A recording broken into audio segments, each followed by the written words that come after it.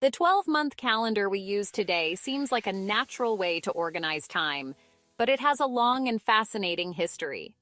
Have you ever wondered how the 12-month calendar came to be and why it became the standard for much of the world? Let's explore the origins of the 12-month calendar and how it evolved into the system we rely on today. The roots of the 12-month calendar go back to ancient civilizations, particularly to the Egyptians and the Mesopotamians. Ancient Egyptians are credited with creating one of the earliest known calendars, based on the lunar and solar cycles. They observed the annual flooding of the Nile, which was critical for agriculture, and noticed that it coincided with the appearance of the star Sirius. This led them to develop a 12-month calendar, with each month consisting of about 30 days, to track the seasons and manage their farming cycles.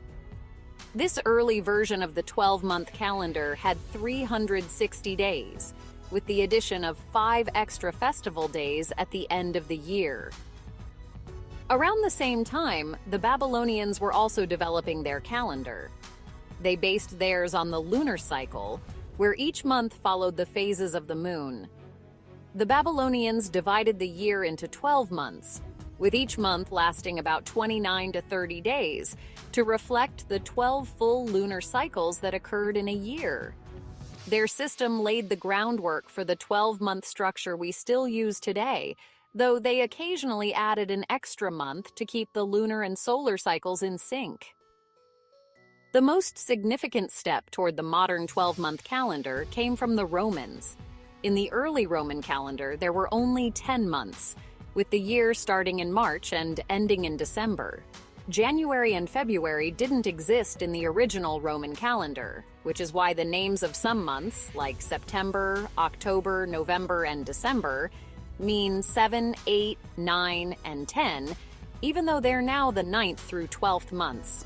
However, this 10-month calendar quickly became misaligned with the seasons, so a major reform was needed. In 46 BC, Julius Caesar reformed the Roman calendar by introducing what became known as the Julian calendar. Caesar added the months of January and February and adjusted the year to include 365 days, with a leap year every 4 years to keep the calendar in sync with the solar cycle. This gave us the familiar 12-month structure, with each month having between 28 and 31 days. The names of the months remained largely the same, with July named after Julius Caesar and later August named after Emperor Augustus. This reform brought greater accuracy and consistency to the calendar, helping it align better with the seasons. While the Julian calendar was widely used for centuries, it wasn't perfect. By the 16th century, it had drifted out of alignment with the solar year by about 10 days. To fix this, Pope Gregory XIII introduced the Gregorian calendar in 1582, which made slight adjustments to the leap year system. The Gregorian calendar is the one we still use today in most parts of the world, maintaining the 12-month structure but offering more accuracy in tracking the solar year. So, the 12-month calendar we use today is the result of thousands of years of observation, refinement, and reform, starting with the ancient Egyptians and Babylonians, then shaped by the Romans, and finally perfected with the Gregorian calendar.